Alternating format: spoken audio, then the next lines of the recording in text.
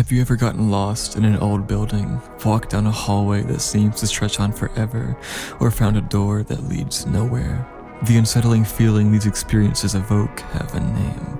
It's called the Backrooms, an eerie manifestation of our darkest fears and anxieties. Born in the depths of internet culture, and over the last few years, it has redefined the concept of horror online, making its presence felt across various multimedia platforms, giving us a shiver down our spines, making us glance back in paranoia. Now, internet horror is nothing new. From chilling creepypastas to the uncanny valley of deepfakes, the internet has its fair share of scares. But the Backrooms is different. It's not your traditional horror story with ghosts, monsters, or gory details. No, it's something far more unsettling. It taps into a fear that is universal, weaving a narrative that is as much psychological as it is supernatural. I've been given this small platform on the internet to speak my mind, and I want to use it to glorify the one who gave it to me. So I want to take a moment right now to praise God, praise Jesus for giving me this platform, and thank him so much for giving us the Backrooms and the same kind of weird core, dreamcore kind of horror that we can use to cope and work through our nostalgia, our trauma, and our feelings. Jesus changed my life, and if you want your life to be changed in a similar way, check out the video I have in the description. It's a link to how you can change your life too. But before we talk about the Backrooms, we must have a good foundational understanding of pre-Backrooms internet horror. Its roots can be traced back to the early days of the internet, the age of chain emails and anonymous forums. The birth of internet horror was marked by tales told in dimly lit chat rooms and posts on rudimentary message boards. These initial tales had a unique charm, one that was distinct from the horror you would find in books or movies. They were more raw, more immediate, benefiting from the sense of anonymity and the infinite expanse of the digital world. These early narratives often revolved around everyday, mundane experiences, twisted into terrifying tales. Chain emails of cursed images, stories of unsettling events happening to a friend of a friend, all served as the foundation for the internet horror to come. It was an era marked by the suspense of the unknown, the fear of clicking a link and not knowing what lurks on the other side. Moving forward, we saw the advent of creepypastas, internet-born urban legends that took the foundational elements of early internet horror and expanded upon them. Creepypastas evolved from anonymous posts on forums into a fully fledged internet subculture, complete with its own narrative conventions and recognizable figures. Tales like Slender Man and The Rake not only terrified readers, but also displayed the potential for communal, shared horror experiences on the web. They showed how internet horror could transcend beyond the screens, influencing real-world events and perceptions. As we journey deeper into the underpinnings of internet horror, we must recognize the fundamental role that community and interactivity play in shaping these narratives. In stark contrast to traditional horror, where tales are woven by established authors and consumed passively by audiences, the advent of the internet brought a significant shift in the dynamics of horror storytelling. The internet democratized the creation of horror narratives. The monopoly of established authors was disrupted, and the storytelling arena was flung wide open. The community emerged as a driving force, collectively crafting and disseminating narratives on various online platforms. An idea shared by one individual could be picked up, reshaped, or expanded by another, resulting in an ongoing collaborative process of storytelling. Internet horror narratives also introduced a unique facet of interactivity. Audiences were no longer relegated to the sidelines as mere consumers of the narratives. Instead, they were invited to participate, to step into the narrative universe, to contribute their ideas, and influence the course of the story. This interactivity lent a sense of personal investment and immersion, heightening the psychological impact of the narrative. A testament to this trend is the rise of alternate reality games, or ARGs. These interactive networked narratives utilize the real world as a platform and employ transmedia storytelling to deliver an experience that may be altered by players' ideas or actions. In ARGs, the boundary between the narrative and reality is blurred, as participants are not only passive observers but active players within the narrative. Internet horror's transformation was an overnight shift. It evolved over time, powered by technological advancements and the unbounded creativity of internet users. Community-driven interactive narratives became the backbone of internet horror, distinguishing it from its traditional counterpart.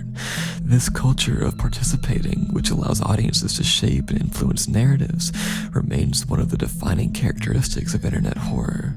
As we delve into the multifaceted dimensions of internet horror, it's essential to recognize the psychological underpinnings that make interactive narratives particularly potent.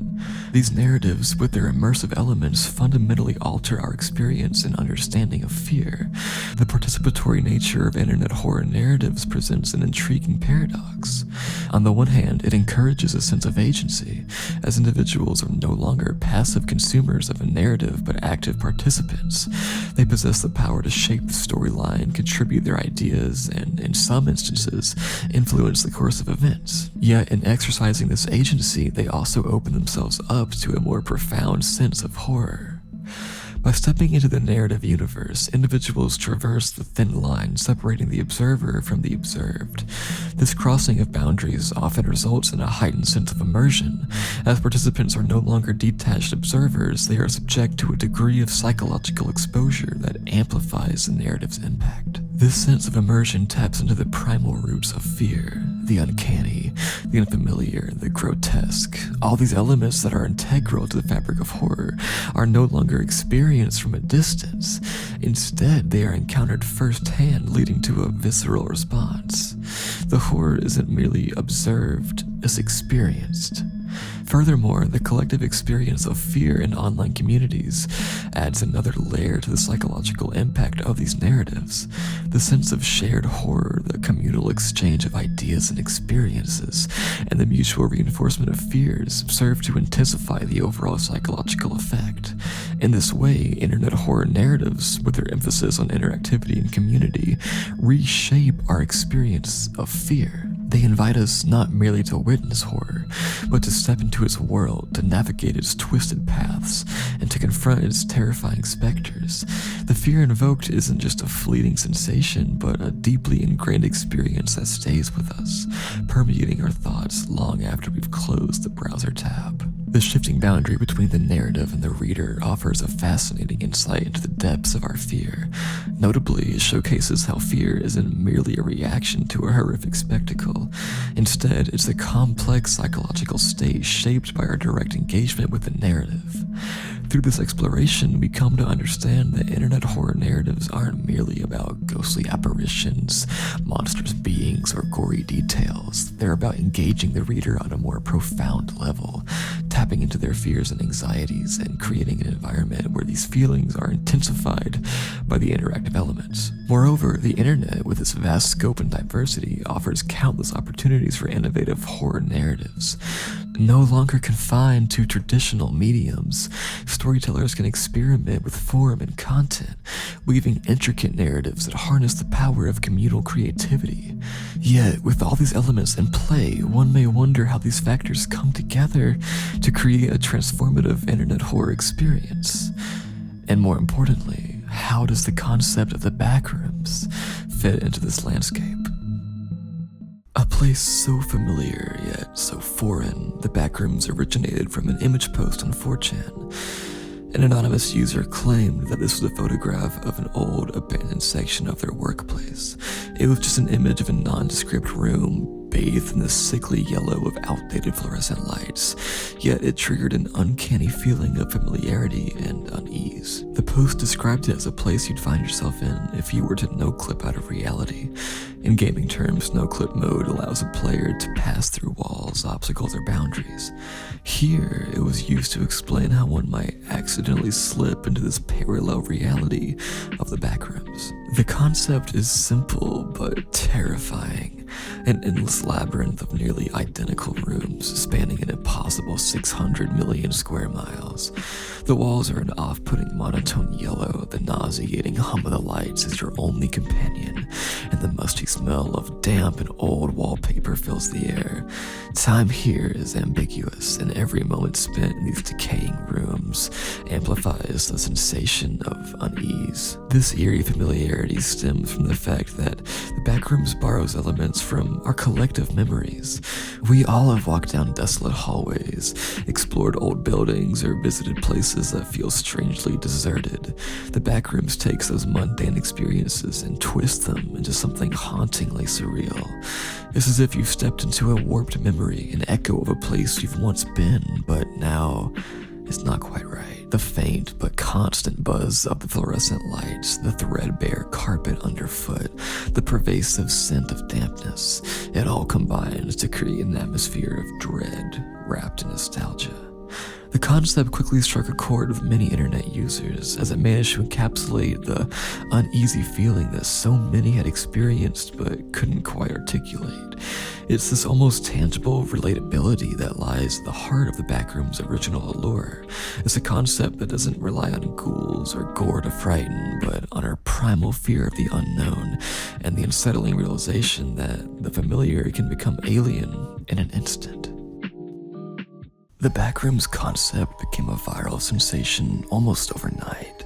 The enigmatic nature of the space and the feelings it evoked connected with an astounding number of people. In psychological terms, Carl Jung's idea of the collective unconscious might shed some light on this phenomenon. The collective unconscious refers to the shared universal images and archetypes that dwell within each person's subconscious. In a way, the Backrooms, with this eerily familiar yet profoundly unsettling scenery, resonates with this shared psychic reservoir.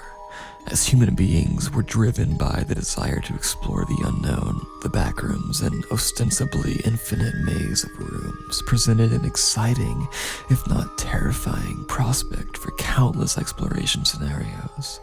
People took to platforms like Reddit, 4chan, and later the dedicated Backrooms wiki to share their fictional encounters and experiences within these endless yellow rooms, and also all the other levels, but it's easier to just say the yellow rooms, but you know what I mean. This online community collaboration gave birth to a rich, complex lore revolving around the Backrooms, with narratives that thrilled, captivated, and unnerved its audience in equal measure.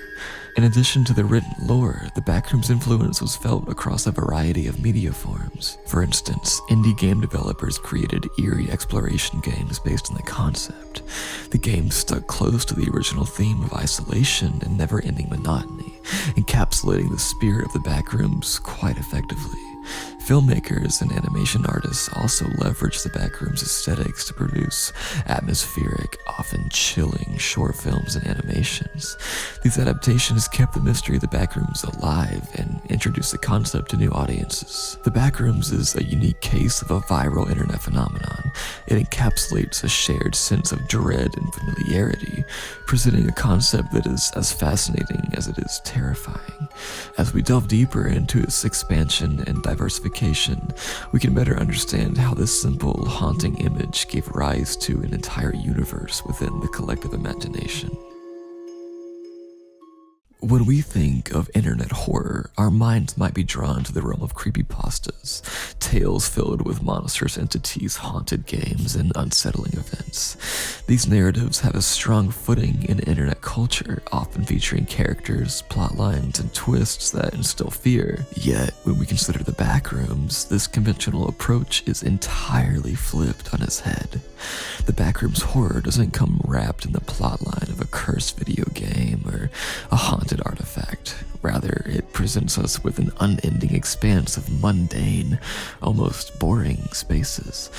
This bare-bones approach detaches the Backrooms from typical horror tropes, focusing instead on an abstract, minimalist terror that lurks within the confines of the ordinary and repetitive. The Backrooms taps into a different facet of fear, a subtler, more psychological kind. It plays on the fear of the unknown, yet this unknown isn't your typical shadowy figure in a dark alley. It's an unending labyrinth of sameness, a concept that in itself is a stark departure from usual horror narratives. This disconcerting visual, paired with the fear of infinity and the unknown, triggers unease and dread, proving that sometimes less is indeed more. In the world of horror, the settings often follow a traditional pattern. Haunted houses, dark forests, decrepit asylums, spaces that have been long associated with fear and the supernatural. Yet, the Backrooms once again diverges from the familiar, replacing the typical eerie setting with an infinite maze of nondescript rooms. And again, I note that it's not just the yellow walls, but what I'm saying should apply to every level of the Backrooms, or at least the ones that follow the same basic narrative as the first level. On the surface, it seems like an odd choice. What can be so scary about a series of yellow, decaying rooms? It's not inherently a frightening sight, certainly not when compared to the haunting settings of typical horror narratives. Yet, the key here is the very nature of this infiniteness. This endless expanse of rooms provides a sense of overwhelming vastness, of inescapability, and it's this concept of infinity that adds a layer of existential dread to the Backrooms. Infinity has always been a concept that's hard for humans to understand. We live in a world where everything has a beginning and an end. Infinity disrupts that understanding and makes us feel small and insignificant. The Backrooms uses this fear of infinity brilliantly, transforming a mundane setting into a source of profound unease. In these endless rooms, you can never truly find your bearings. There's no up or down, no start or finish. It's a labyrinth with no end in sight, a complete disorientation of spatial awareness. The lack of recognizable features or landmarks only enhances this disorientation, leading to a sense of alienation and helplessness that is at the core of the Backrooms experience. The fear of getting lost, the uncertainty of never finding an exit, the looming dread of infinity, these are the elements that make the Backrooms so unnerving. It proves that horror doesn't always have to rely on overtly scary elements or supernatural entities. Sometimes it's the manipulation of fundamental concepts like space and time that can evoke the deepest sense of dread. A crucial aspect that adds to the uniqueness of the Backrooms horror narrative is in the sense of immersion it provides. This immersion primarily stems from the evolving community-driven lore, the establishment of multiple levels, and the introduction of entities. The lore of the Backrooms isn't set in stone, and that's what makes it so captivating. It's constantly changing and expanding, shaped by the collective imagination of its community. This isn't your typical horror story bound by the vision of a singular author or creator. Instead, it's a narrative that's continually shaped and reshaped by countless internet users. Their individual fears, perspectives, and interpretations contribute to an ever-evolving dynamic narrative, which in turn makes the Backrooms universe feel alive and immersive. Next, we have the concept of multiple levels. The original post depicted the Backrooms as a mono-level entity of never-ending maze of yellow rooms. Yet, as the lore evolved, new levels were added. These levels, each with distinct characteristics, added complexity to the narrative, ensuring that the exploration of the Backrooms never becomes monotonous. From darkened basements to vast industrial complexes to pool rooms, the levels offer a variety of settings, thereby appealing to a wide range of fears and anxieties. Finally, we arrive at the entities. These aren't your typical horror monsters. They're nebulous, undefined, and often left to the explorer's imagination. Their purpose isn't to provide cheap jump scares, but to heighten psychological horror. The uncertainty of what these entities are, of what they can do, amplifies the fear factor. It's a clever play on the age-old adage, we fear what we do not understand. In the Backrooms, the horror isn't merely about the external, the decaying walls, or the unseen entities. It's about the internal, the sense of disorientation, the dread of infinity, the paranoia induced by the ever-changing lore. It's about immersing the explorer in an experience that is psychological and physical. Venturing into the farthest corners of the web, it's not difficult to see how the Backrooms have influenced other online narratives, particularly those within the horror genre. This influence primarily takes two forms: the rise of similar narratives focusing on haunting and infinite spaces, and a notable shift from visually explicit horror to horror rooted in psychological uncertainty and ambiguity. Following the footsteps of the Backrooms, a number of horror narratives have introduced the concept of infinite or seemingly endless spaces, each with its own set of unique horrors. These narratives, much like the Backrooms, create a sense of unease by placing the protagonist, or the reader, in a setting that defies our understanding of physical space and reality. The uncertainty that comes with navigating these limitless spaces is a form of horror in itself, providing a breeding ground for feelings of dread and fear that can be far more impactful than any monstrous entity. Alongside this, there's also been a notable shift in internet horror, moving away from the shock value of explicit visual horror to a more psychological, ambiguity-based horror.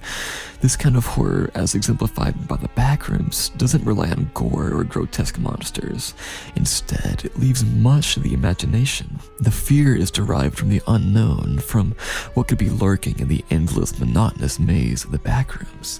It's the lack of control, the unknowability, that instills dread, a sense that's been picked up and expanded upon by numerous internet horror stories following the viral spread of the Backrooms. Moreover, the Backrooms have sparked a rise in community-driven narratives. The decentralized and user-driven lore that characterizes the Backrooms has become a hallmark of many online horror stories. This aspect invites a greater degree of immersion, as anyone can contribute to the lore, adding their own layers to the horror, creating a continuously evolving entity that adapts and grows with its community, effectively keeping the narrative alive and thriving. The reach of the Backrooms extends far beyond the confines of written narratives.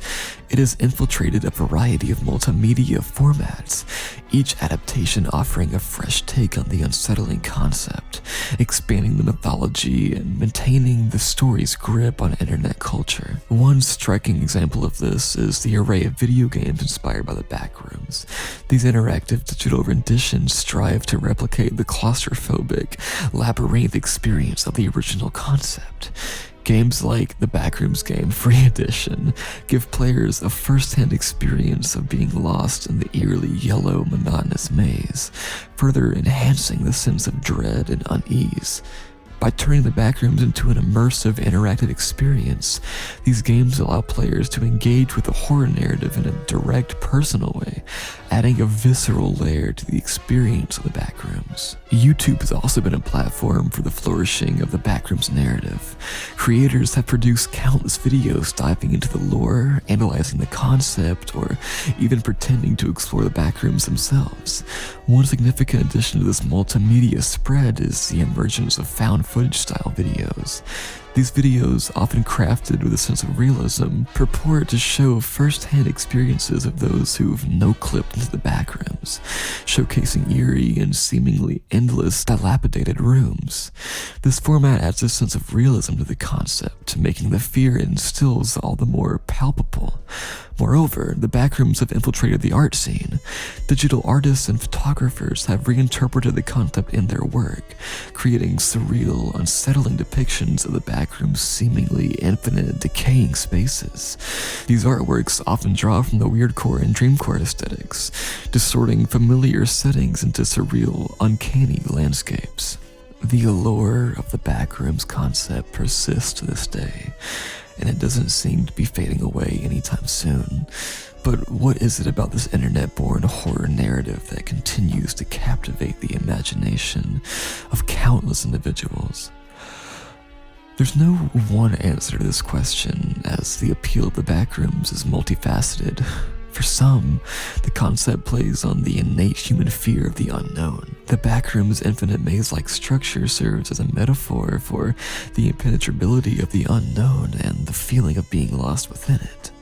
This fear of the unknown is further amplified by the eerie, monotonous, decaying aesthetic of the Backrooms, which adds to the sense of dread. Others find the Backrooms appealing due to its relatability. The Backrooms description invokes imagery of commonplace, albeit slightly off-putting, locations such as old offices or rundown hotels. These familiar yet distorted environments trigger feelings of uncanniness, causing unease and intrigue. Moreover, the community-driven nature of the Backrooms lore, with its multiple levels and entities, lends itself to continuous engagement. It provides a framework in which individuals can contribute their own ideas and narratives, creating a shared universe that is ever-evolving and expansive. This sense of collective participation and evolution lends to the enduring fascination. The Backrooms also taps into the appeal of nostalgia, albeit in a twisted form. The yellowed wallpaper, the hum of fluorescent lights, the musty carpet. These elements invoke a sense of worn-out, faded yesteryears, a feeling often associated with dreamcore and weirdcore aesthetics. It's a form of haunted nostalgia, adding to the overall creepiness of the concept. Hey, welcome to the end of the video. Thank you for watching. I really hope you enjoyed this video. Thank you so much for watching. Sleep well.